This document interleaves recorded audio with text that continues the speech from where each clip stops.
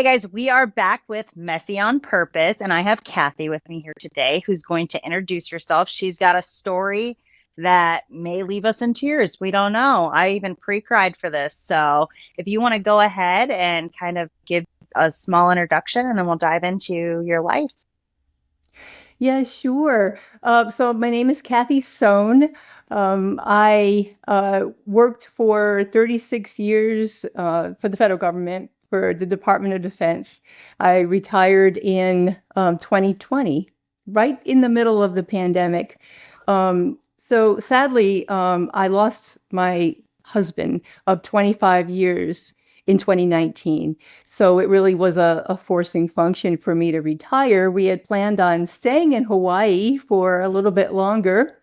But yeah, it was time with the pandemic because the kids were out of school and, that was going to get really costly with babysitting while I was at work. I do have two children. I'm one of those really older moms. I mean, we talk, there's older moms and then there's like the really older moms. That's me. I have a daughter, Sarah, who just turned 12, and a son, Ben, who's special needs. He's just getting ready to turn 16. And so after I retired, right, what was I going to do with my time? So my late husband, just in a nutshell, which I'm sure we'll dive into this a little bit later, but in a nutshell, he had it pioneered a, uh, a, a a work process back in the 80s for people to discover and then to release the core beliefs that they created when they were very, very young, but that just follow us into adulthood, right? So pretty amazing work. And he worked for people for over 30 years. So he had a huge body of knowledge. So that's what I dove into. And that's what I've been doing for the past few years. And now, my company is Body Memory Process, named after David's work.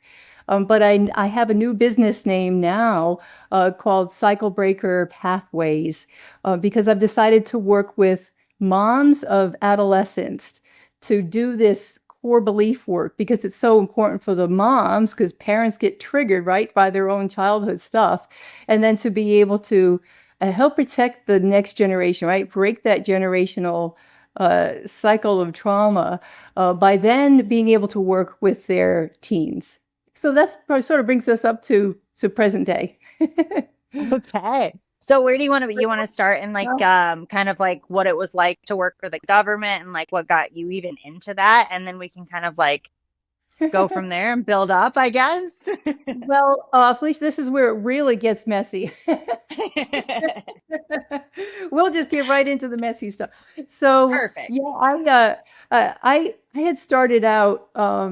I graduated in 1979. You say 79, everybody knew what that meant. 1979 from high school, and I went right into pre med, which was zoology at the time, and the other thing that had been going on for me in my teenage years is I had been trained to sing and in piano, and so I was a musician going into college and subject to a lot of distractions. Because the college that I was at had a lot of, they had these pianos, they had a music area, what do you call it, a fine arts center. And I was spending more time in the fine arts center than I was in the library. Uh, so, while some part of me really wanted to go into medicine and to be a doctor, there was another part of me that was really at odds with that. Or it was at least taking me in another direction. So, needless to say, I didn't do real well in school, and my parents said, "Well, how about if you transfer to nursing, because that way you could still go on, you could get a degree, still go on to medical school if you want to, but you'd have a job." So I went into nursing. I went into the nursing school, and I was almost finished with a 3-year diploma program, and kind of bombed out of that too, because the problem followed me because now I wasn't on just like a university campus playing with other musicians there. I was in the middle of a city, and I was like playing the piano at bars and singing. It was just a bad, really, As really more messy. distractions. It was crazy. I was like, what am I going to do? And one night I was really what they talk about that rock bottom moment. For that period of my life, I've had a few, but at that period of my life, it was a rock bottom moment. When I went into my parents' room, it was that night, and I'm like, I'm crying, and I'm like, I don't know what I'm going to do. And my dad said, well, let's talk in the morning over breakfast. I think I have an idea. Well, my dad worked for the Navy for building submarines. And he said, I think perhaps, the military is what you need to really kind of get your act together. So the short story of that is I actually ended up in the Army because while I was with a Navy recruiter for a while, it was the Army that was going to pay off all those student loans I had already taken out and of course didn't have anything to show for it except, some transcripts. So 4 years in the Army. And that's what led me to the career in the Department of Defense.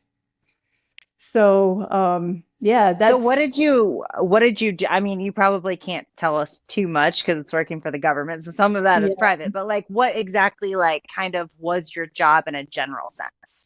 It really, it changed. I had different assignments. Oh, It's a big, the Department of Defense is really big.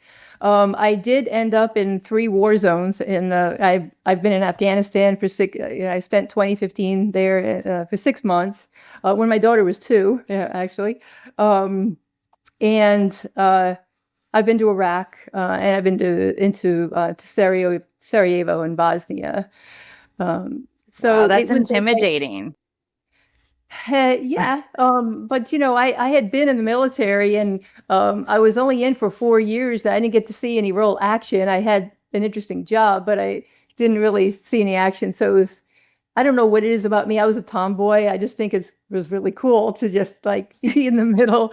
Um, Even like in the job, I said I took different assignments. I would be in watch centers. So I would go after the liaison types of jobs and the watch center types of jobs so that I could really be on the pointy end of the spear.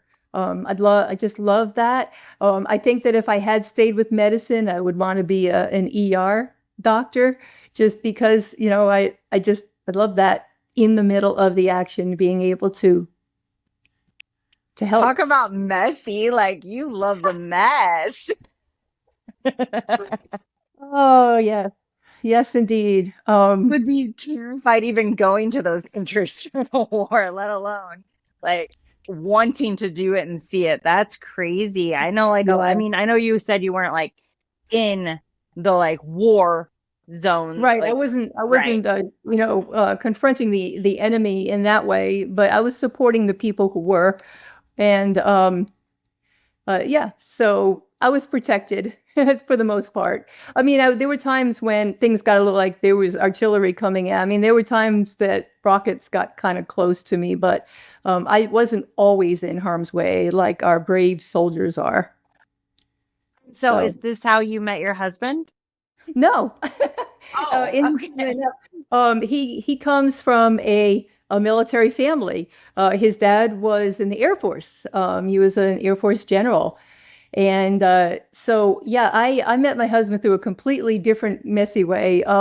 We had a mutual friend who kept saying, "You guys have to meet." Like she would tell him, and then she would tell me, and this went on for a few months, and they were actually living in. So I'm in Alabama now, and I came to Alabama because that's where David was living when we met. Even Oh, though I was cool. up in Maryland. So they actually brought him to my doorstep. So that's how we met. I mean, it was actually an arranged thing. And they were absolutely right. We really were made absolutely like he was my soulmate. This like we were inseparable. Only death would separate us, right? That's amazing. And And I mean even, a relation. I'm yeah. sorry, what was that? I was just gonna say, even then, I don't think he's gone far. I know that he's still with me. Yeah, watching over And me. that's hard to find. That's hard to find like that person, your person, and that's awesome that you did. Yeah. And like you guys have had a long, like great life together. I mean, Yes. even through the messy parts, right? Right, and it took us a long time. That's why I was such an older mom, but it took us a long time to have a family. We had a fertility journey, and it was really rocky. It was lots of failures, but I never gave up. And I think So did that's you one thing guys I'm sorry, go ahead. yeah, I just want to say I would pass along, don't give up, because Don't, don't give up. So was this like a process you started kind of young and it just kind of like like how long were you guys trying before you well, actually succeeded? so on one of my assignments, I was actually um, uh, at an embassy. And it was actually why we were just having a great time. We were living in Europe, and we were just traveling. When I wasn't at my job, we were just traveling everywhere. We were, just childless couple having a great time. And he was older, and I was older. And then he was a few years old. He was about 13 years older than me, but very, very youthful. And we looked up one day and said, are we going to try? I think we always knew we wanted kids, but we didn't want to do that right away. And then all of a sudden we're like, oh, I wonder if we should, get serious about this. And that's when we started trying, and things got real difficult. And I was like, geez, if I'd known it had been this difficult, I would have started trying sooner, is what I used to always say. It does So it get took harder as a woman, like as you get yeah. older. Yeah. So it did take about probably 3 or 4 years to have Ben. And then I had Sarah. I had to do I did IVF, so it was a completely fresh cycle. We sold everything so that we could pay for it. It was all out of our pocket. I think some insurance pays now, but we had to pay, all of it, like, again a second time. And it was interesting because usually you get a batch of embryos that can be frozen. I don't know if you know about that process, but it's they do their thing, their IVF thing, and they implant two, and then they freeze the rest of them. But none of mine were viable to freeze. After going through the whole process again and spending all that money, it was a one-shot deal. Oh my And it gosh. and it worked. And it worked. Thank God. I have my beautiful daughter now. But yeah, that would have been just devastating after going through all of that. And if it hadn't worked, and it was 2 weeks of a lot of praying. Wow. I mean, that just tells you you were meant to be a mom.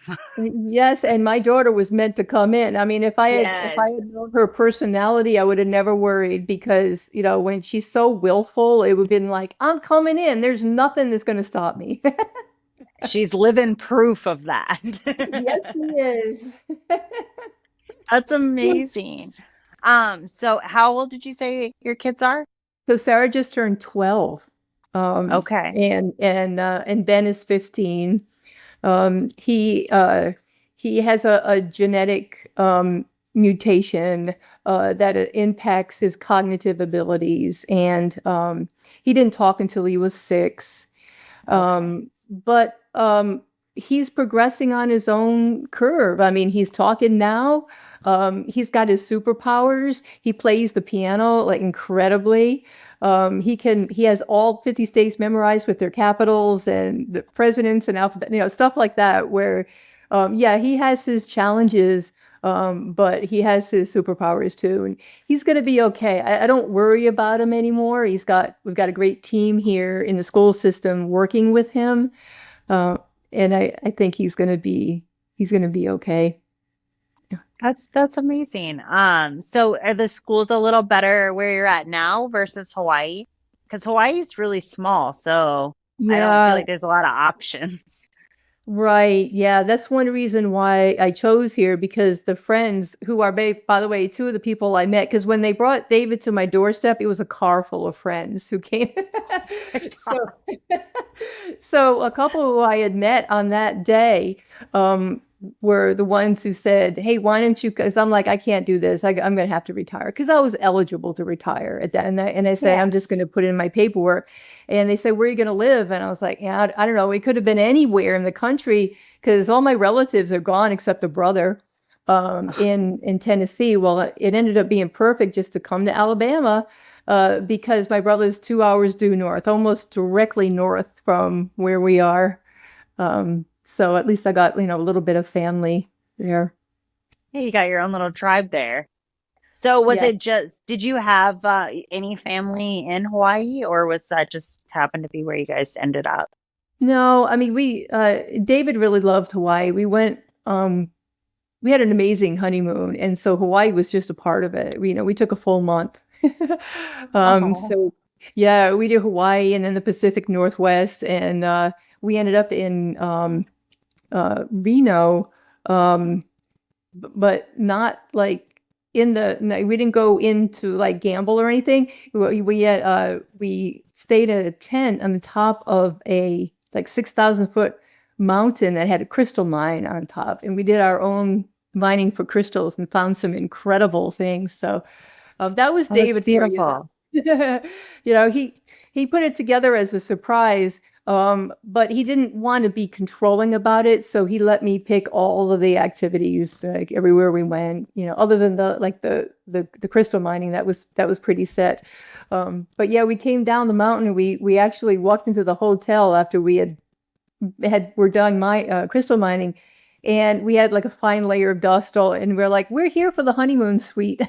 And we got we got some strange looks, but they had this wonderful eucalyptus sauna that I'll never forget. Like I had to be pried out of there.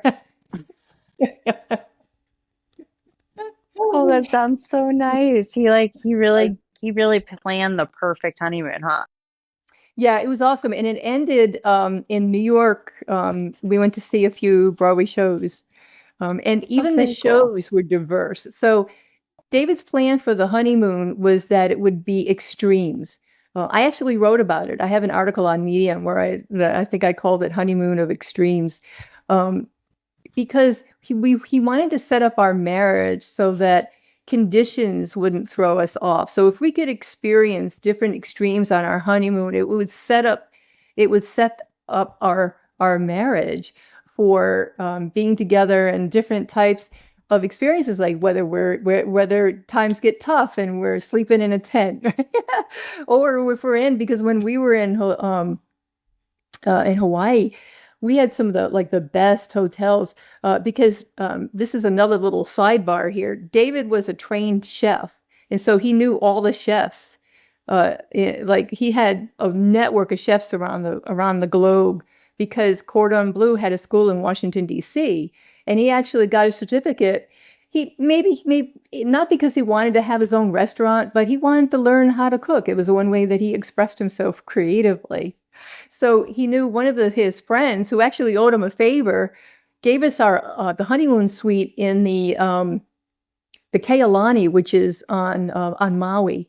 It's a Moroccan style hotel, and it's shaped like a W. And we were at the point of the W, which is like the most private room you could get. It was with a balcony overlooking, absolutely beautiful scenery. So, we had all the luxury, and then we were in the tent, and then when we saw the shows, it was Beauty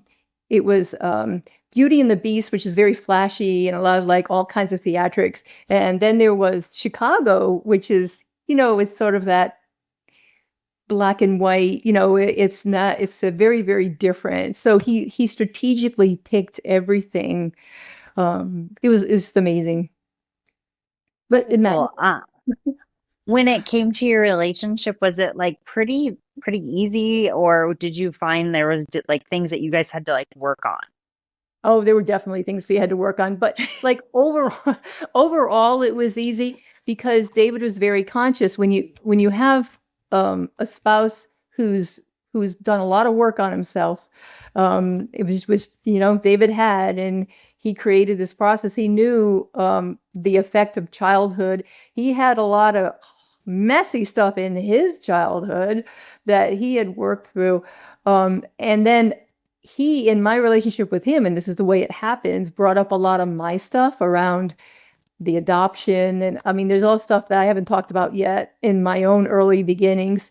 It's pretty messy. But I mean, I can remember us having a little fight one time, and he's like, I'm just gonna, I'm gonna leave. And what he meant was like the house, to walk around the neighborhood. And I thought he was leaving me, and I was literally almost like dragging, locked onto his ankle, saying, "No, don't leave," because I have so much abandonment stuff because I was an orphan, that type of stuff. So, we and this is the way it works. When you're in each other's space, you become a mirror, and you bring up all this stuff to be healed. And that happened. But while we had this healing journey together, the love was always there, the communication was always open, and we didn't stay mad for long, right? It was just sort of like, okay, if I'm mad about something, it's usually because I'm mad at myself more than I am at you. And then we kind of talked things through and moved on. Yeah, I found that me and my husband have the same dynamic too, right? Like we both grew up similar but different and like have our own little battles, right? And like Hmm. I used to just shut down. Like if we get into it and over something, I would just shut down. I don't want to talk. I like need time by myself. And like he was the Right. opposite. He wanted to sit down and talk right away. And that, you know what I Yeah. mean? Like, and you got understanding that about each other is so important. How you work and like why you have these issues and like working through those to get them better and understand that you're in like you said, you felt abandoned and like being there and knowing that he's not leaving. He just needs some time to think. Yeah, exactly. And I know that that's sort of a guy thing too. It's like, just let me be alone. And I got to kind of work through, because what I didn't really realize at the time was that I was queuing up his stuff. I thought it was just all my stuff getting in the way, but I was also helping to heal him by bringing up some stuff that he still needed to look at. And he needed to get away, distance himself from the breakdown to be able to sort through all that so that we could eventually get back together again and figure out. Um, but this is, what you were just talking about. It's why, and I just want to put this point in here, because when we talk about, my program for moms, we all have this stuff that goes on, but when you're a parent, you don't really have the luxury of, kind of like, or I guess you could, but it's not the healthiest thing for your relationship with your child, right? To just withdraw, or go into like, I'm just not going to talk to you, or to slam doors, or any of those things that we do when we have an argument, because we're always modeling for them, and that's how trauma gets passed along, right? And Yeah. and non-working behavior gets passed on to the next generation.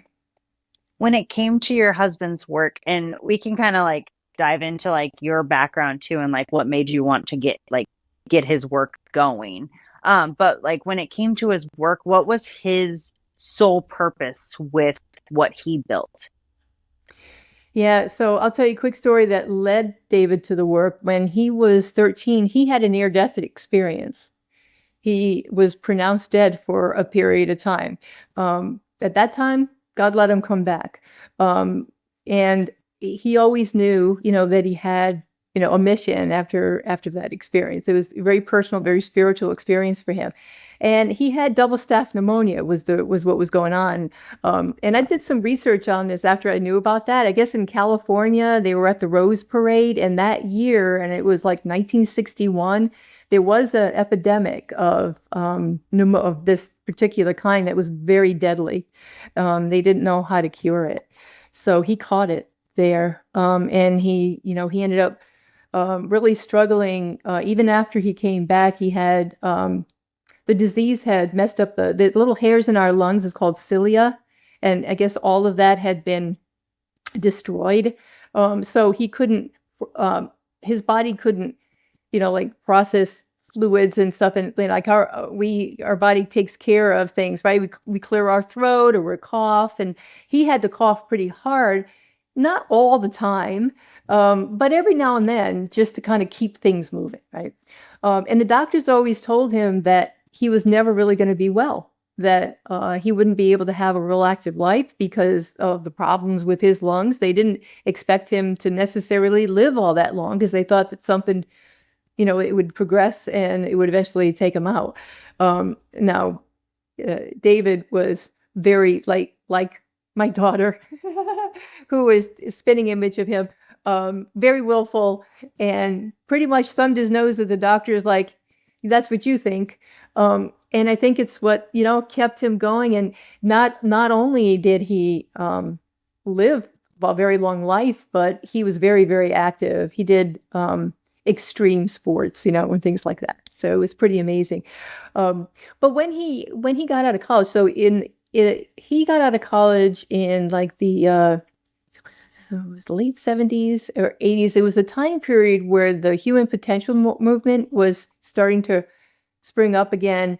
And there were trainings out there like LifeSpring and EST. I don't know if any of your viewers are familiar with them. You'd have to be a little older.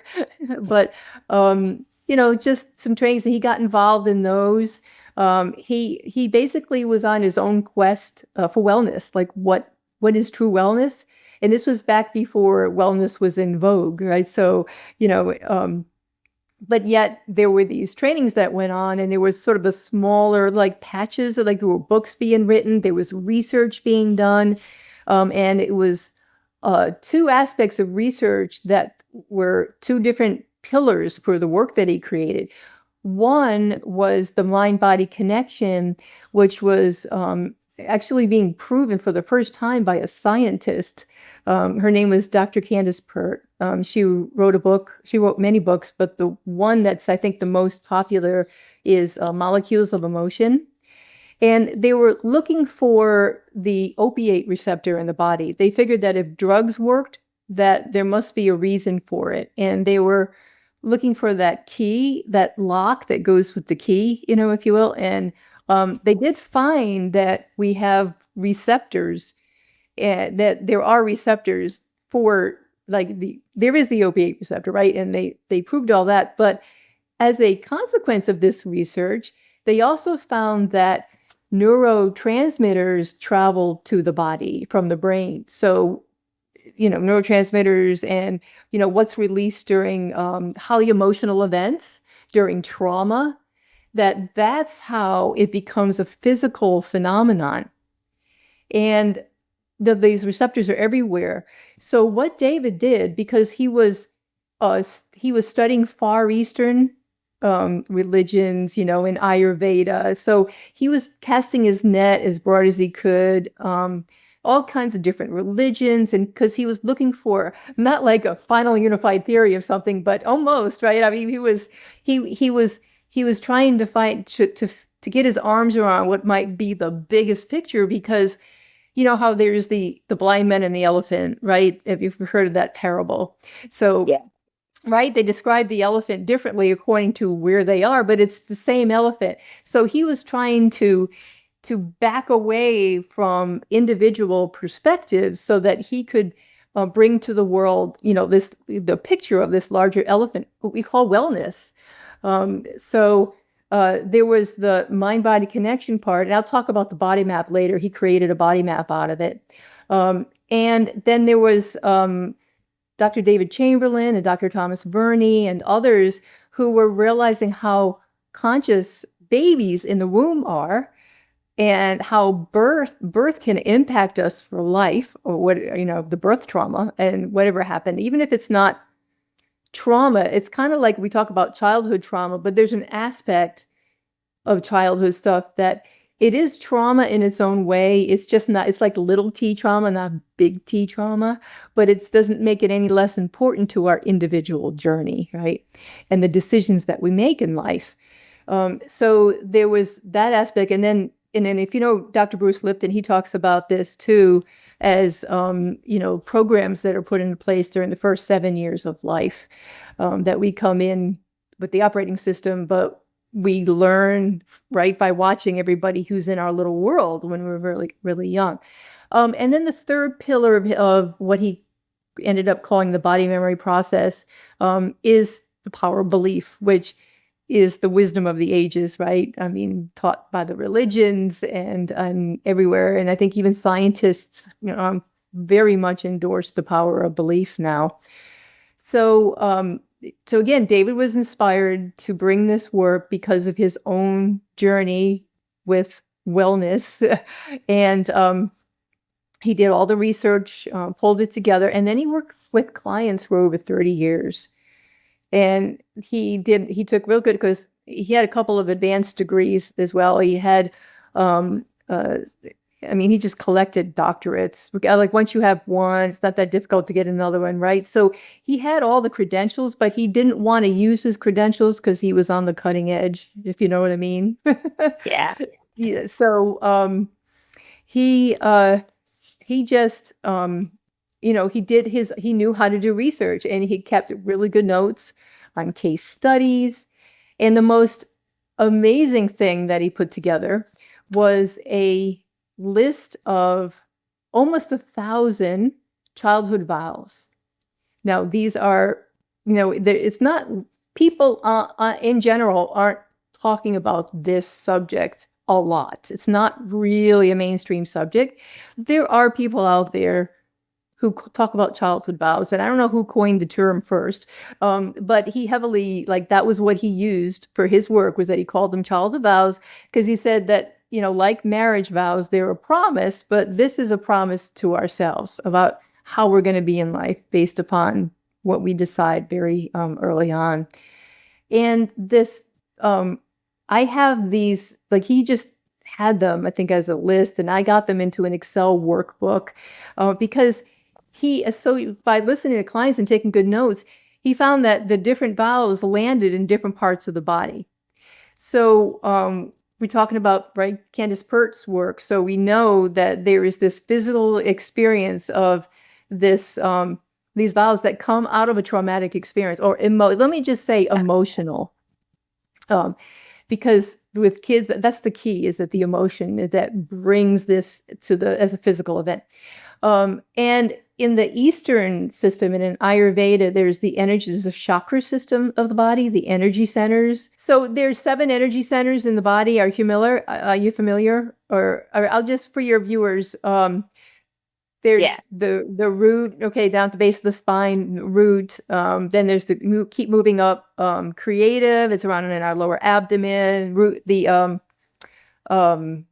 power chakra is about the solar plexus. There's the heart chakra, communications at the throat, intuitions at the third eye level, right, in the forehead. And then there's the spiritual chakra, which is our connection, with the divine.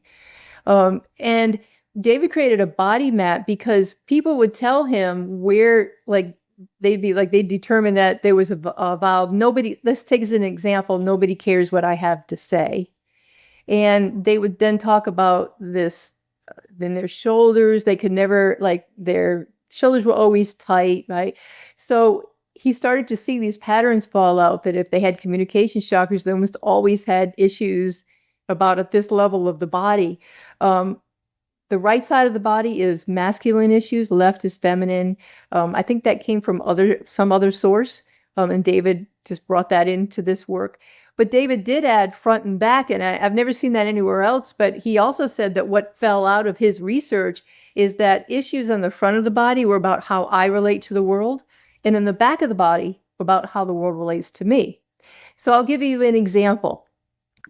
I always carried, like, for the longest time, right about in the area of my scapula, right back here, a big knot.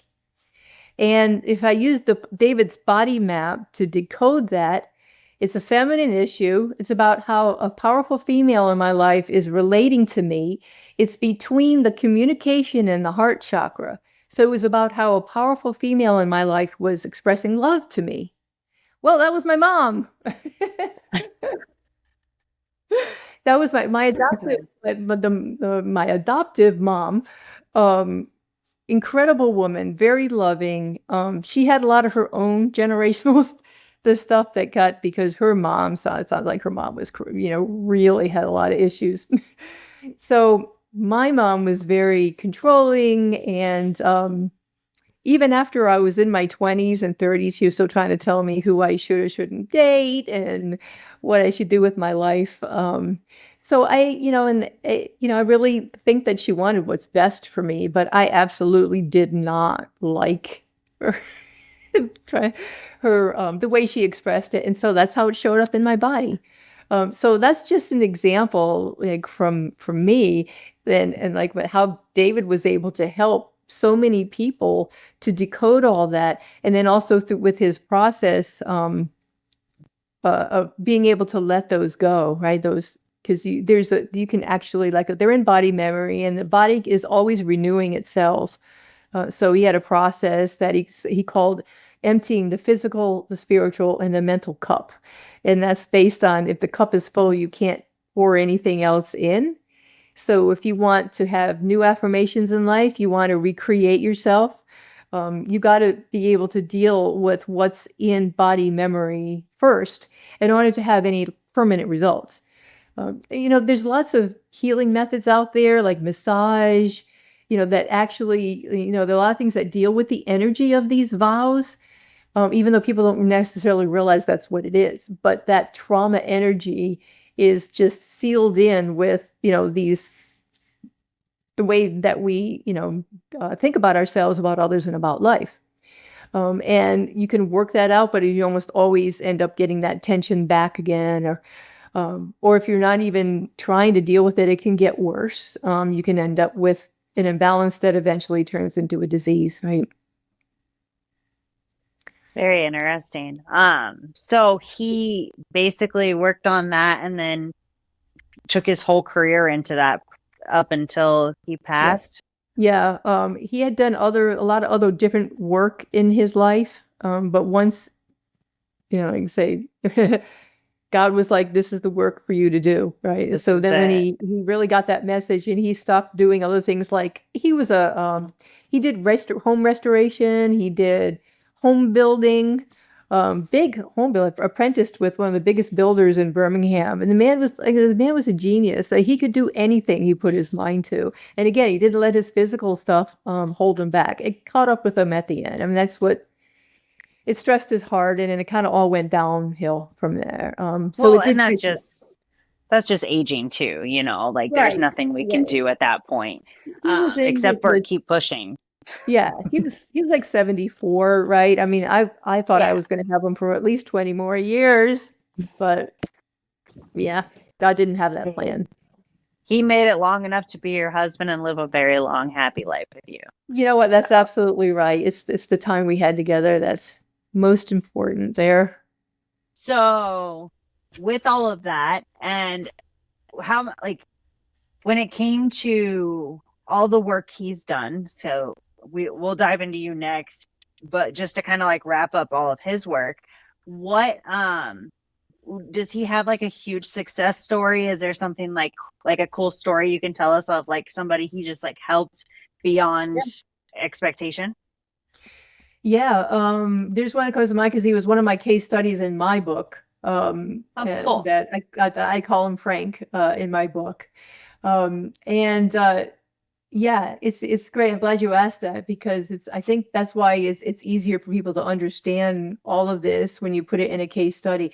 So he had a few things that he didn't like about himself as an adult. He didn't like his job, and what really bothered him was that he found himself always trying to pass the buck. He His boss would call him in to the office and talk to him about a problem, and he'd get really defensive. And it was like, I don't know, I didn't do it. And they go ask Joe, right? So that concerned him because it was really interfering with his relationships at work. And he really wanted to be more active. He had childhood onset diabetes, and so he was a diabetic. And he just couldn't seem to break the habit of just going home after work again because he was exhausted because he didn't like what he was doing, and flopping on the couch and called himself a couch potato. So he got into working with David, and them talking about his childhood, which is the way, of course, you always go back to, and what did he remember? And he recalled that his dad raged. He was one of these parents who raged often. And so, the family develops coping mechanisms, right, when that happens. And his was to blame things on his older brothers. His dad would get upset and he'd say, well, I don't remember their names, but Joe, and Frank, Joe and Bill told me that it was okay. So his dad would go and storming off after his older brothers, and Frank would be off the hook. So that was the what happened in his early life, even though he could not remember it until he worked with David to get back into those years. That's why he still passed the buck at work, because it was a pattern for him, right? There was, and there were actually childhood vows associated with that. One was, "I'm not the one you want," which is, Makes sense. I think, yeah, that was the one that they recovered for that. The couch potato bit was his father again expressing his extreme displeasure about Frank wanting to always come home and read after school. He loved to read, and his favorite thing was to get on the couch and read a book. And his father came in one day and said, "I am so disappointed in because I have such a lazy son. I really wish that you were more active and athletic, but no, and so I guess he really um, yelled at him, and he felt really bad about himself, and that scarred him there. And so that was, I am lazy, right? I mean, that was this, he just Yeah. walked right into that one. And so that was setting up the pattern for him to being lazy, right? Being a couch potato, in his own words. So he did the body movement process work. He had a few other vows as well. He did the work on them, and the outcome for him was that he quit the job he didn't like, and he actually got a job where he could be more active. And it was something that I don't know exactly what the job was. I don't know if he was a forest ranger or anything, but we do know that he also took up hiking. And became much more active. And here's the really cool part is within 6 months, he was off of his medicine for childhood onset diabetes. And he was managing it through diet and through exercise because of his lifestyle changed, and mindset. Yeah, had just didn't have those problems anymore with passing the buck. He got rid of that behavior, and yeah, things really turned around for him. That's huge. There's many people that can fix things with diet and Yeah, just a little bit of exercise, and to like have a story where someone actually does and succeeds and feels better and changes their life is huge. yeah. David used to break my heart. He would tell me stories about people who would cure themselves of like AIDS and stuff, and then the doctor saying, "Well, I must have misdiagnosed you in the first place," never admitting that anything had actually, right? I mean, they get so positioned sometimes. Now, thankfully, I've heard that they were Yeah. really open-minded, and I think we're getting more and more open-minded doctors, thankfully. In fact, when David was really ill toward the end, there was one that was taking care of him, and we had long talks through all those hours that I spent in the ICU. And he said that doctors are now starting to, in certain areas, like order a massage for somebody, right? Really? Yeah, in certain, like an entire hospital will have this integrated. Yeah, it's not just alternative. I mean, I'd like to see they're never not in the future. They're not being medicine, Western medicine, and alternative medicine, but rather, a comprehensive, right, for the benefit of the patient. I even wrote when Yeah. I was in graduate school, I wrote a paper on it. I called it the Copernican resolution, because I was studying conflict. I have a master's in conflict resolution, and I was my research subject was alternative, like how likely doctors are to refer people to alternative methods if they've experienced it themselves in the first place. It's sort of a research project I did. But the whole idea of the Copernican thing was that you put the patient at the middle. You don't put yourself and your ego in the middle as a doctor, and my way is right, right? You put the patient in the middle and what do they need? And if they need massage or they need a chiropractor or they need, even if it's not what you do, that's what you do is you refer them where it's going to be best for them. That's one Yeah, of my stories. unfortunately, I feel like the pharmaceuticals have kind of taken over and like doctors don't even look at the alternatives. Yeah, the silver bullet method of medicine. Yeah. Um, Yeah, it yeah, I sucks. really resist when, yeah, I mean, that's the last resort for me. I don't even like to take a pain reliever unless I Oh, me absolutely either. have to. Yeah. I'll even like I've had surgery before where like I just won't take the drug that they give you because Yeah, like I'm just not taking it. Like I'm not taking a high level pain reliever. I'll just take no. some Tylenol for the best. Yeah, because it's so risky, these poor people who get addicted, it just tears my heart. Mhm.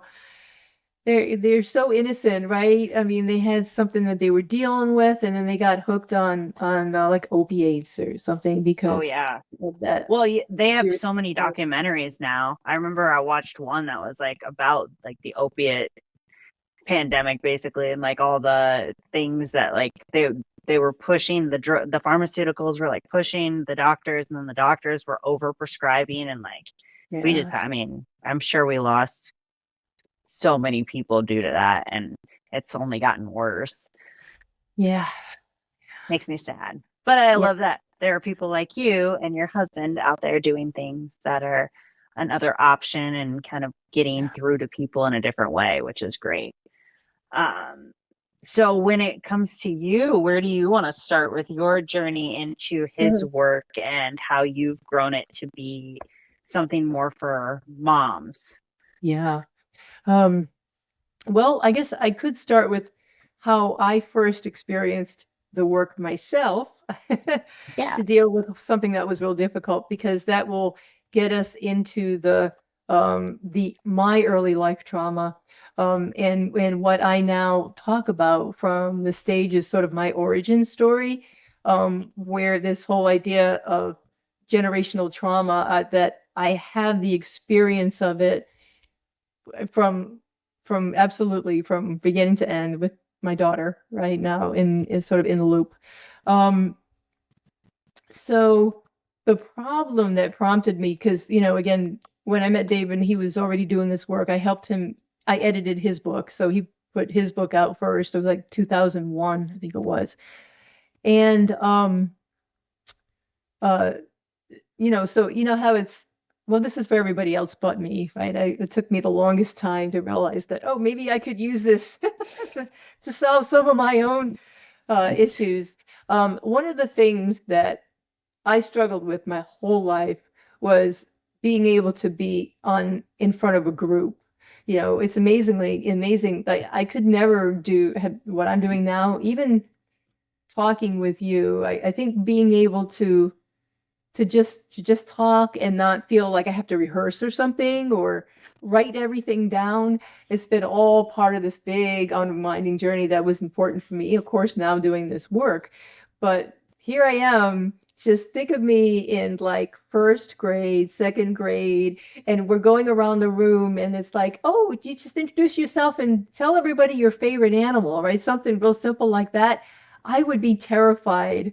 I mean, like my heart racing and everything. And I know a lot of kids are shy, and a lot of people have trouble with speaking in front of people. But this was pretty bad. It was all about my internal experience, and it never went away. So even when I was working again that 36-year career, I kept getting promoted. And at some point, I became a manager and then a senior manager, and I always had people. They give you people when you become a manager, and you have to talk to them. So it was sort of like, oh, what do I do now? Like, I got to stand in front of like constantly running staff meetings, holding conferences, stuff like that. So because I think of um, my own will, and I'm a pretty smart cookie. I was able to pull it off. but again, inside, I was suffering a lot. Just torn up in knots and always second guessing myself inside. Like, how was it? Did I come across? I don't want to look nervous. Oh, it was awful. So I started working with David's work, and I always knew. See, back then, at that point, I already knew that I was adopted. But that's sort of another story, I guess, that we could talk about. Um, but uh, we got to go, of course, back to my earliest days. So we talked about the fact that, I had been so premature. It's a really very messy, messy story at the very beginning of my life, because I had a birth mother who was very distraught and took matters into her own hands, and tried to end her pregnancy when I was about 6 months along. So I was not even in the third trimester before I was born. Miraculously survived and ended up in an incubator for a period of time.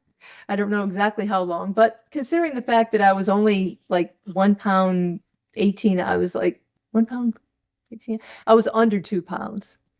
And I had a doctor tell me once that if you had been, he said, if you had been a boy, you probably wouldn't have survived, because girls are actually biologically stronger, that if they're under 2 pounds and they're a boy, they all, most of the time wouldn't make it.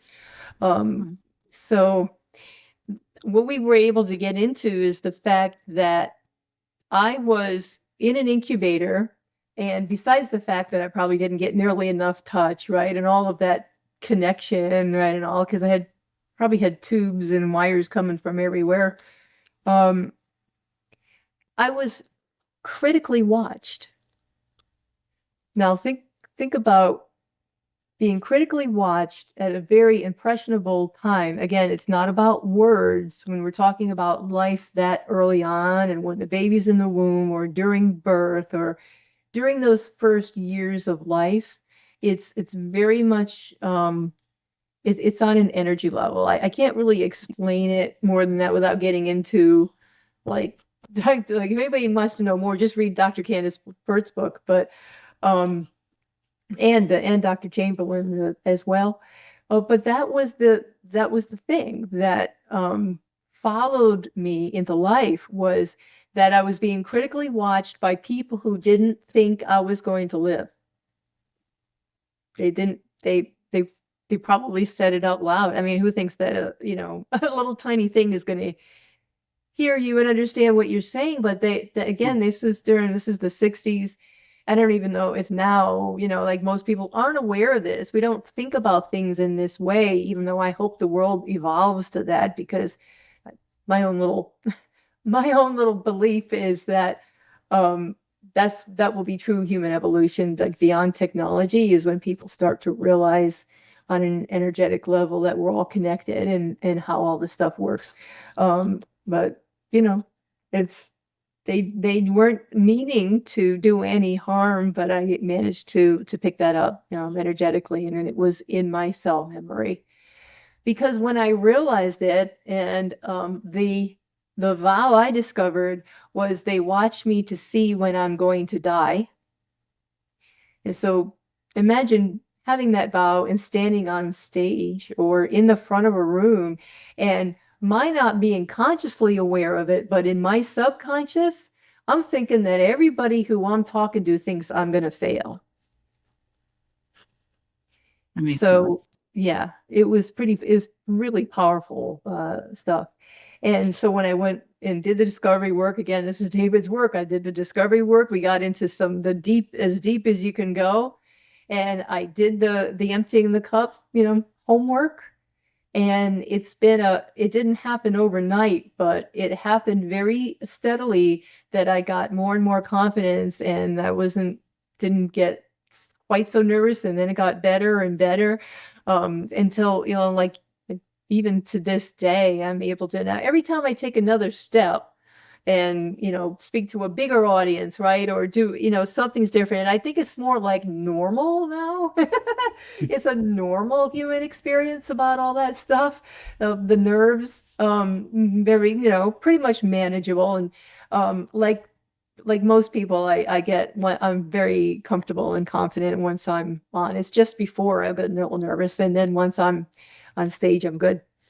But yeah, that's how the work impacted my life. And What was like an example of the work that you had to do to get through that? well, there is a and there's a disavowal process. And I talk about it in my book called "You Made It Up, Now Stop Believing It." So the emptying the cup is it's a disavowal process to empty the physical cup, which is whatever vow. So it was I disavow, they watch me to see when I'm going to die. And I did that for like a couple times a day for 90 days. Um, and then there's forgiveness work is largely the spiritual work because of, there's a lot of people in our past that have been a part of contributing to our, making these decisions and these vows, that it's important to forgive. Even, and it's not about them, it's about you. So even if it was like, again, they didn't have any ill intention, but they were involved. And so that's part of letting that energy go. And then there's a mental process because we have a lot of brain chatter.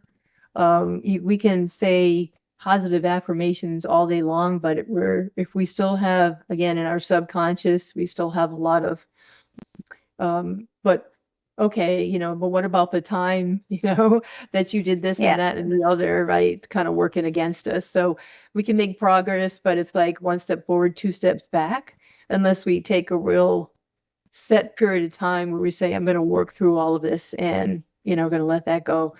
Um, so when I started, I was like, okay, I definitely wanted to do David's work. I know that he wanted me to turn it into something that was truly my own and not just carrying on his work the way he did it, because I couldn't do it the way he did it. He Yeah. was not in the internet. Like when he started doing this, it was before the internet. And even during the later years, once the internet was in place, we had a family. I was in the working a full-time job, and I couldn't do the online, marketing and in doing the online stuff that I do now. So he would just travel. He had organizers in different cities. He would travel around the country, and if he went to, like, I don't know, say Savannah, Georgia, right? That was one of the places he would go.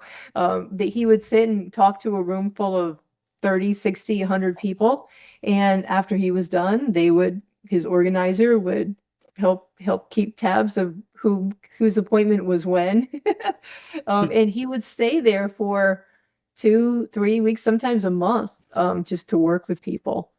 Uh, yeah, I wouldn't see him for a while because he would go to Oh my some city. gosh. Yeah, and he would do his work. Um, so he didn't do it quite as much. Once the kids came along, he did a lot. It was like the internet was coming along. He was starting to do more like by phone and, uh, this with people who had already done like the discovery work. So it was about sort of his coaching support that he could do like from a distance. But, having the kids and being a single mom now, I can't just take up and leave and travel to different cities, right? And I don't really have to now that I have um, you can take advantage of doing the work online. So the way that I've decided, it was a very messy journey at this juncture as well, since 2021, when I kind of looked up and said, okay, I need to start working on this, after I had everybody settled into the new house. Um, then it was a matter of putting all the business infrastructure in place and a lot of like failures, like, okay, that didn't work. And it took me a while to realize that, trying to market basically marketing a course was not going to work. I wasn't doing any media. I wasn't doing podcast interviews or anything like that. At first, I was just I don't know if I had my funnels built. I had a website. I don't think I really had sales funnels at that point. That was like the year later. So it's been a journey over the past 3, 4 years of getting all that stuff into place, writing my book, because I also realized I decided to take part in the National Publicity Summit, which was online. It used to be in New York, but now, it was after COVID, they started doing it online. And I got the benefit from that. Um, and I didn't have anything except, well, it's my husband's work and this is his book, right?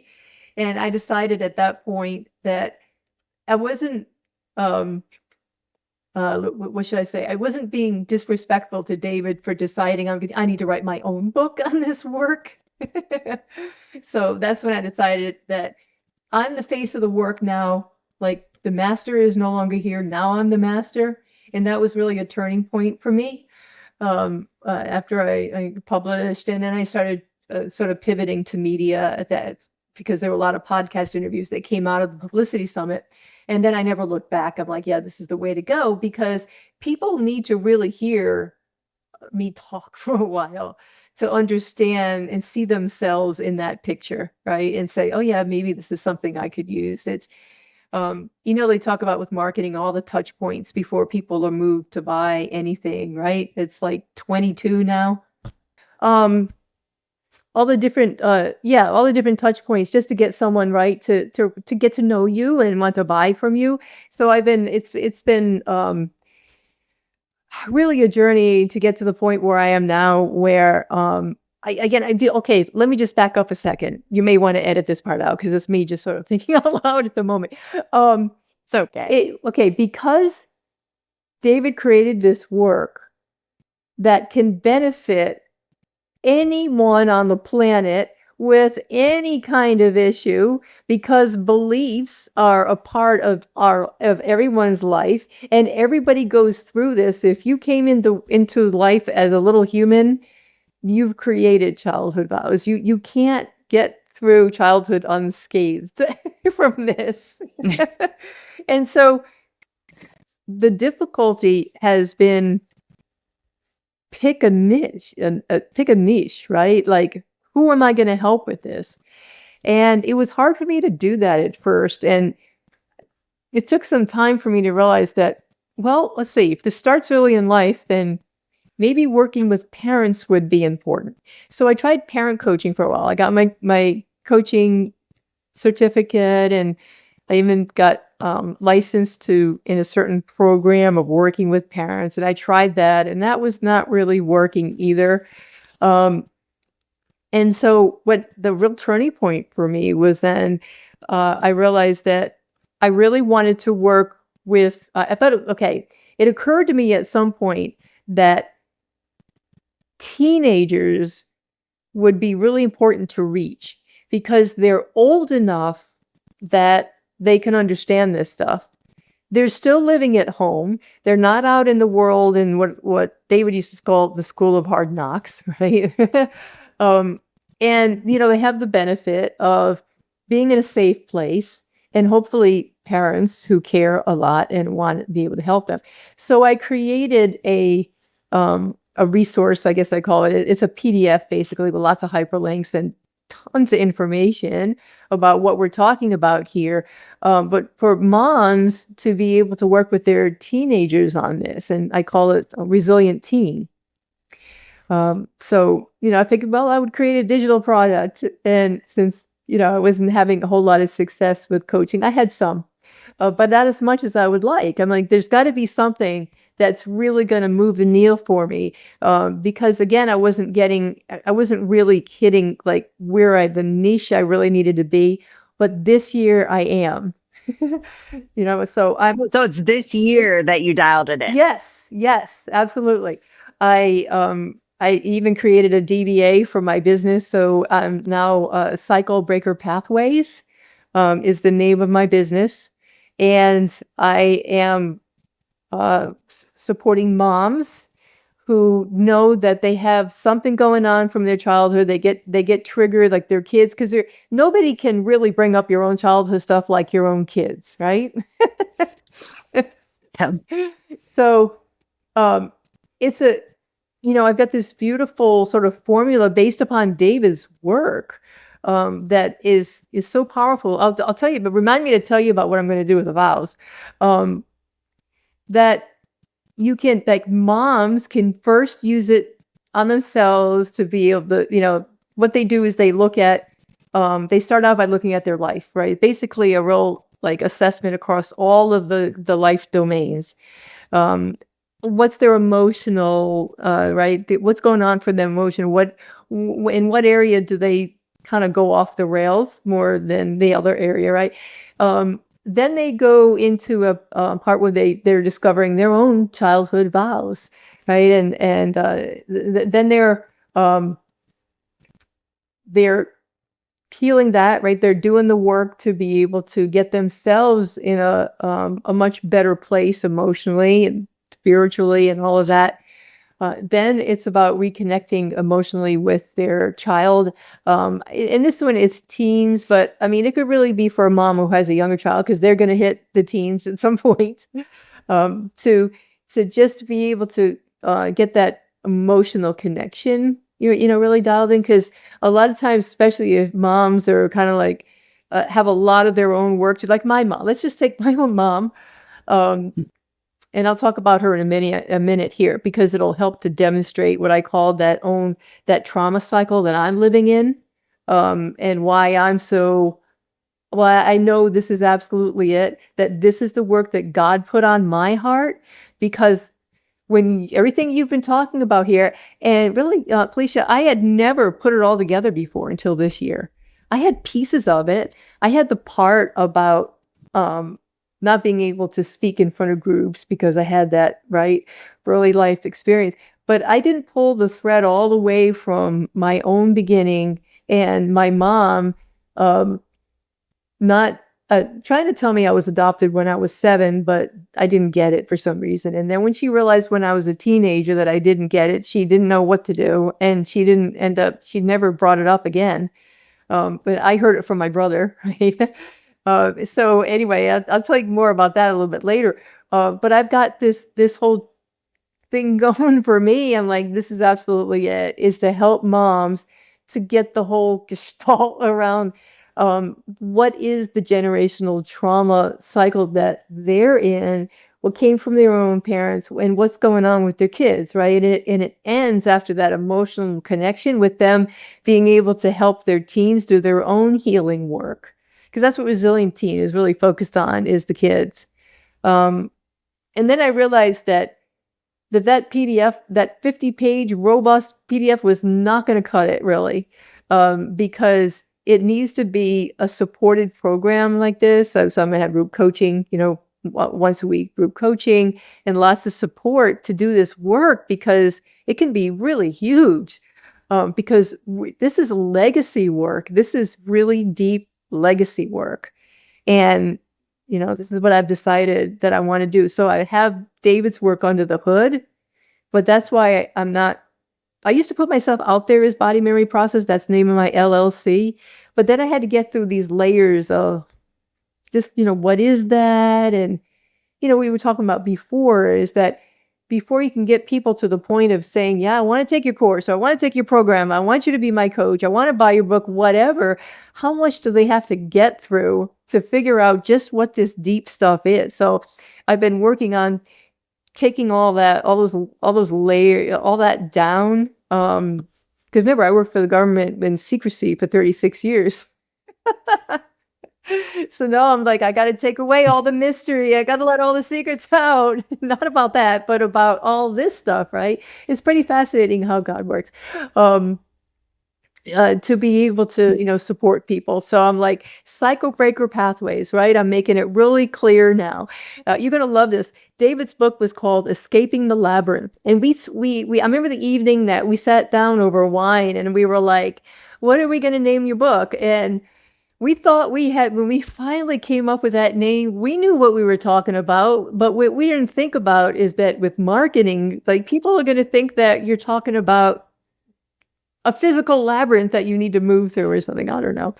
So that's why I called my book You Made It Up, Now Stop Believing It, because I wanted it to be a real kind of in-your-face title that people could go, oh, okay, I guess that's what this is about. You want people to pick it up and be like, oh, yes, I need this. Yeah. Not like just it looks like a textbook if it's certain words or Yeah. like certain ways to phrase it, and then if you make it look inviting, like there's so many books that are just like very similar to that type of title that like looks more inviting, looks more relatable, looks Right. like I can get more out of it. Right. Yeah. I think that's why I'm so excited about being on your podcast and this, messy on purpose, because that's what, this is really kind of messy work, but I've finally surrendered to it. Um, and because it's only been relatively recently that, again, through creating this program, that I've had all these realizations about myself and how I've gone through so many pieces of this and didn't even put it all together before this year. And that, okay, you know, um, it has to be kind of messy. We got to be able to be, um, let's be honest with ourselves, right? About where we've been and what we want for our kids, and stop hiding behind all those faces that we put, even in our own homes, to try to pretend that, it's kind of two extremes, right? You got the moms who are like really emotional, but they're still doing things because it's that child that comes out and they're slamming doors, and they're not talking Hmm. to anybody, right? And there's that kind of stuff going on, and the kids are picking it all up because that's the way you handle things, right? And then they're just going to pass it on to the next generation. Or you have the mom who's trying to fold everything inside, and that's not good for her health, right? And she's wearing a mask even in her own home. So it's all of that I'm like, wow. Well, and it's hard to break, right? Because one, you were taught those habits, and then two, like you have to take responsibility to be able to make a change. Yeah. And if you're not taking responsibility for your actions, how do you even know something needs to be changed? Exactly right. You just hit the nail on the head. Yes. Yeah. So that's where it all starts, right? Is taking that responsibility. And that's why my program will begin in that real honest assessment of how things are going, right? And not just what you think you came to the program to solve, but across all areas like this, get it all out on the table and own it. And it isn't about blaming anybody, especially our own parents, because they did the best they could with what they had, right? But what do you Yeah. want for your That, kids? Because you're in a place of yeah, power. that's what it's about, Yeah. And you're right? in now is the time. You're in the place of power now. You can't fix what happened in the past, but you can absolutely stop the cycle of trauma now. You can change the future, and every generation should get better, Right. right? We should learn something from the last one and make it better and then better and then better. But when something's continuously passed down, nothing Yeah. changes. So let me bring this to a bigger context for you and your listeners. Um, so I mentioned that I have a master's in conflict resolution. I also have one from the Naval War College, by the way, and it's in national security studies. So my husband used to make a joke. He used to say, "Oh, war, you have a degree in war and one in peace. You ought to write a book." Like, okay, keep it done. Um, so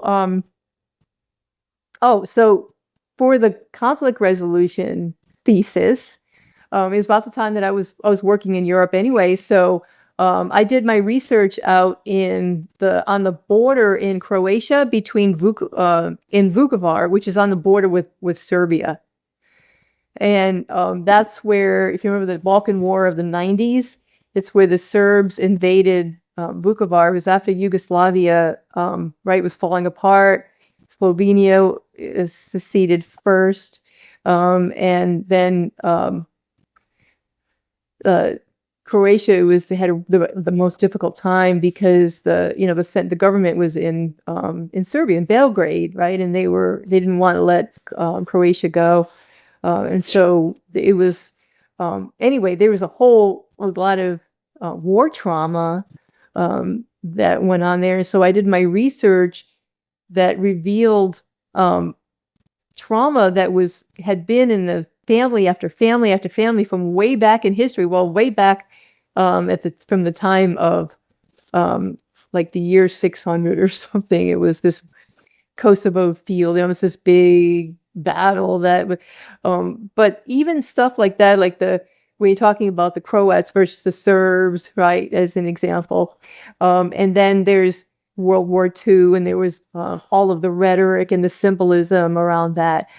So I did my thesis on actually war trauma as and there's a uh, his name is Vanek Volkin, and he wrote a book called The Transgenerational Transmission of Trauma, which is about war trauma being passed along. And that's why wars cycle, because it's never healed, because the kids pick it up from the parents and the grandparents, all of that hatred. And there isn't any forgiveness going on there, right? There isn't all this work that we need to do in order to not pass that along. And if people would, but it has to start, it's not, all the difference is made by individual people, and that starts in the home. So you can't fix it out there. I know there's people trying to do everything, that really good work, NGOs and all, trying to help people on a societal level to deal with all that war trauma, but it's not going to change until people take, these type of programs and approaches to just do the work on themselves, in their family.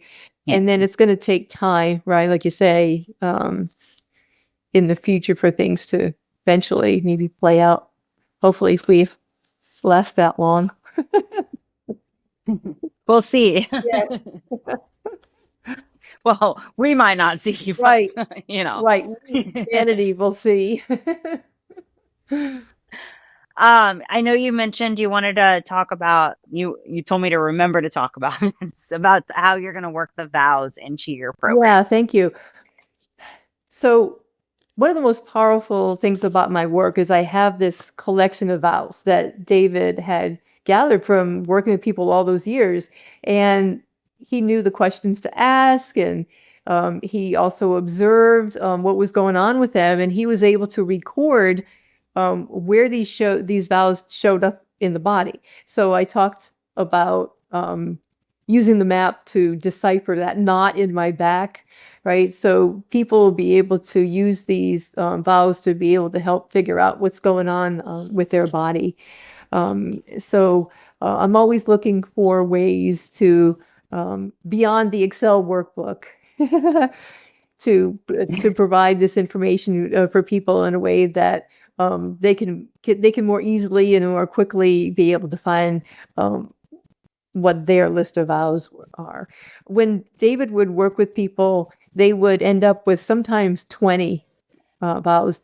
I think almost everybody would get at least 10, because there's some real common ones, like I'm not good enough is a real common one. I mean, kids just jump to that conclusion because not just because of what's happening at home, but in those formative years when something, they don't, their team doesn't win and think it's because of them, right? And they're real quick to jump to the conclusion that everybody's better than them. And I think we all deal with that. Some people a little bit more than others, but we all have to kind of work beyond some of that. Let's see what else. It's all my fault. Here's one that you'll love. When the first boy, so there's a book out there that's not David's. This is different. This is someone else's work. Dr. Kevin Lehman, I think his name is, called The Birth Order Book, because there's been research done on where you are in the family also can impact all of this stuff, right? The childhood stuff that you bring into adulthood. And David borrowed from his work, and it showed up incredibly with the people he worked with, because if they were a firstborn, a lot of times they would have an I am fine vow, which is somebody asks you, like you could slam your finger in a car door and it's like, oh no, I'm fine. And that's because when they were in the womb, mom was pregnant for the first time, and if there was some, almost every woman has some experience. I know for me it was I was pregnant with my son when we were I had to ride a city bus a lot of times. That was like really bumpy, but always go over bumps. And I was always worried, like, oh, I hope you're not being jumped around in there too much. I hope you're okay, right? And so a lot of times moms pregnant for the first time, I think maybe after that you realize that the baby's pretty resilient in there and really well protected. But at first, there's a lot of praying that goes on. I hope you're fine. Please be fine. And so again, it's not about language. It's about the emotional connection because um, uh, was it the neurotransmitters cross the placenta too. So the neurotransmitters that go everywhere in the body. You have any of the hormones that happen, like mom gets excited or gets afraid, that all crosses the placenta. So the baby's going to share in that experience. And because of that, then that information um, is going to affect them too. So that's why they can actually get childhood vows in the womb and at birth and during the first 7 years. Makes sense. So what exactly is your business? Is it providing the tools for everyone? Is this I mean for moms, right? Is that Yeah. specifically what you're working with? Well, Are you providing tools for the teenagers? yeah. Are you just doing coaching? Like what is it that you're providing everyone? I'm glad you asked because I'm creating that program sort of as we speak.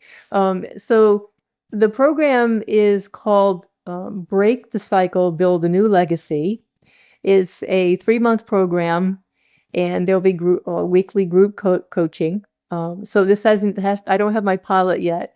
I'm still recruiting people to be part of my pilot program for free, so that I can get the feedback and I can get perhaps some good testimonials out of it.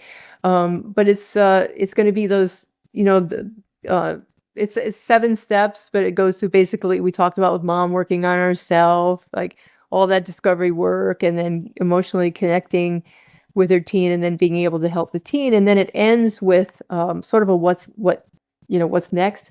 Especially if like mom has a teen, it's gonna be an empty nest in the near future, and a lot of people gave up their dream to be a parent, right? And so it's to get mom also reconnected with her own drink. So I do a lot of work in that regard too, of how to get clear and to bring that into reality. Because once you've discovered what I call your life script, which is that sum total of those childhood vows, then you don't have all of that subconscious stuff kind of dragging you back all the time. Because one of the things I teach from the stage is that your life script or these vows will either hold you in crisis or in your comfort zone. So you keep having these crises happen to kind of wake you up to the fact that there's stuff going on you need to work on, or things are going kind of okay, but it's not the dream, right? It's like you don't even know how to bridge that gap until you've discovered your life script and been able to deal with it. So now that they've worked on themselves, they're helping their teen, like now what's next, for mom to reconnect her, or maybe with something new that she's decided that she wants to do. So it's again, a 3-month program, and lots of tools within the program to help moms work through this as easily as possible and with a lot of support. Is the idea to have different tiers? So like you said, the what's next, is that going to be like a separate program, or is this all still just in the 3 months? It's in the 3 months. It's at the very end of the 3 Okay. months. Yes. So, Okay. yeah, I don't know. I might create another program after that. I'm not sure yet. I probably have enough material. I have boxes of his notes and his materials, so I can say the man was brilliant. So much more that I can teach on to help people to bring their dreams into a reality. But yeah, this is really the big thing right now. I'm going to be starting like webinars soon to talk about it as soon as I have the program finished, which should definitely be by like late summer, like by the end of August. I'll be ready. Awesome. Yeah. That's exciting that it's all like coming together. Sometimes it takes a while to figure out like exactly what you want to do, but once you figure it out, it just rolls. Well, remember, this is what I've just talked about, right? I started in 2021 and it's 2025 and I finally got it. Takes a while. We have to learn a lot first. Yeah, and nothing is wasted. And I looked back and I realized that the writing the book and, everything I was putting, all those trainings that I took to, because now I can use, I know how to run a CRM, I mean, there's stuff that I'm doing on the business side of things I had never done before. And for a while I was grumbling about it. I was like, I just want to be able to help people. Why do I have to learn to do all of this stuff? And being a single mom, I was like, and I got to do it all, right? I'm the only one. And I had this period of time where I was, I think, in resistance to, I got to build this business, online business from scratch and be a single mom. And I think I'm beyond that though now. I'm starting to, I got all that, a lot of that learned. I still have a lot to learn, but I got a lot under my belt now. And I don't And now resist you it can anymore. actually you can put it all to work now. Yes, You've learned it. So exactly. it's very, very cool. Is there anything else you want to cover? I think that I think that's it. I didn't go into real detail about the not knowing. I mean, I can talk to you about it, and if you think you can fit it in somewhere where it would make sense, because the fact that I very briefly mentioned that mom told us, each of us. I have two older brothers, by the way. One's gone. One died from mesothelioma, like when he was in his 40s. But I have the one older brother left, and we're all adopted from different families. And when all of this came out, and again, I was already in my 30s before it came out, before I had that conscious realization that I was adopted. And my mom reminded me of a book that we had. I remembered the book very well. I loved it. I read it several times, but I guess I never really got it. It was about me. It was called The Chosen Baby. And it was about a baby that was adopted and that it was recommended, I think, by the child psychologists of the day that if a child is adopted, like give them this book and then you're done with it, right? That you give them the book, you tell them that's you, and you're That done easy. with it. And I guess mom thought she was done with it. But when I said something when I was a teenager or something, I think I always knew that I was premature. I didn't know details. I certainly didn't know about why I was premature and all of that until I talked to mom later and later. Um, but I must have said something like, it must have been so scary for you when I was born so little or something like that. And like again, when mom and I are talking years later, she's like, I thought to myself, oh my God, she doesn't know. Like she didn't get it that she's adopted. But for some reason, she didn't feel that she could just write. I think me and my personality, I would have been like, let's like we have an opening right here. Let's just clear the air. It's like, no, honey, you don't understand. I wasn't around, right? Just get it over with. But this was my own mom's trauma. It wasn't just this. She had all kinds of secrets that she kept, and she had letters. She would write things in letters because she couldn't bring herself to talk to people about the difficult stuff. Um, if you're familiar with Louise Hay's work, she was actually a friend of David's. And so they were very kindred spirits because she wrote about that everything that happens in the body is for a reason, like diseases that we have. And breast cancer is about keeping secrets. It has something to do with secrets and secret entry. And that's what my mom died of. She had breast cancer and then it metastasized very quickly and she was gone pretty fast. Thankfully, we had this conversation like about a year before she got sick, or within the year, I think, before she got sick. And she never, I'll just tell you kind of how it unfolded. So I was talking to my brother on the phone and it came on. I said something and he said, what are you talking about? We're all adopted, right? I can't remember exactly what it was, but I was like, what? And so then I was like, I don't know why mom wouldn't tell me. And I didn't know about the book at that point and all. And so it took me almost 2 years before I brought it up with my mom. So that's the beauty of this whole thing. It is that I experienced the same thing she did because she had handed that trauma, right? This was trauma being handed down to me.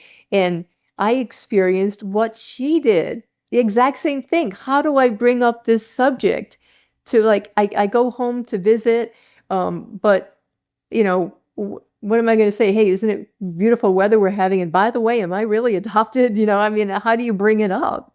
So when um, it was like again, maybe 1.5, 2 years later. It was quite a while, and I was up visiting my mom one weekend without my husband, and so I had I had them all to myself, and I was out for a walk. And they lived in Mystic, Connecticut. It's a beautiful area. It was a gorgeous day. I was out for a walk, and I got filled with this courage that I'd never had before around the whole topic. I'm like, today's the day. I'm going to bring this up to mom. And so I went home, and my dad's like, I'm going to go take a walk too. And it was like perfect because I wanted to talk to my mom alone at first. And she cried, and it all came out, and she said, all three of you are adopted, and I give you each that book, and apparently you didn't get it. And that's when I learned what she knew about the attempted abortion. And she had a little bit of information, but she didn't really know what happened to her or if she survived or not. I mean, that's all.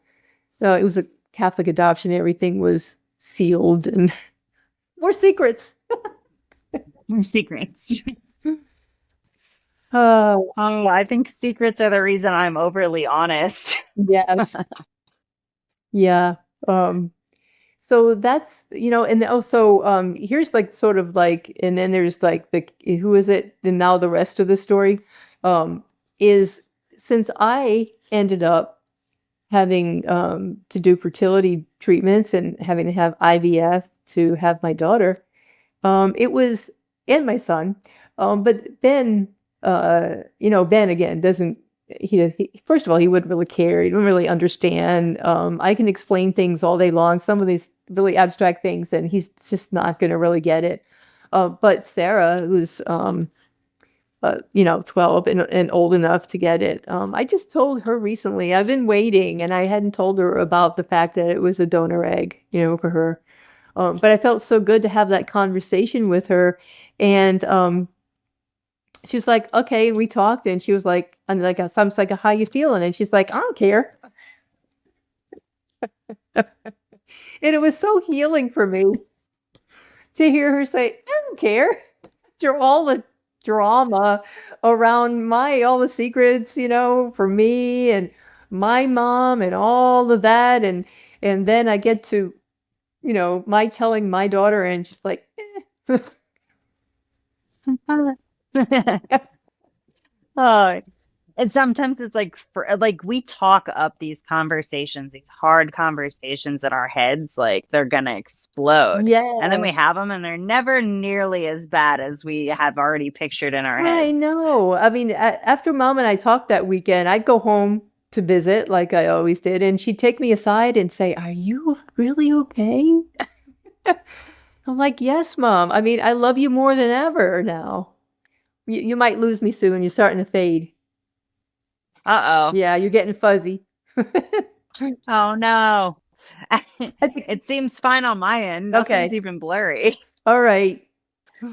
But yeah, she would never really, even after we had the talk, she really couldn't really believe, but she also hadn't done her own trauma work, right?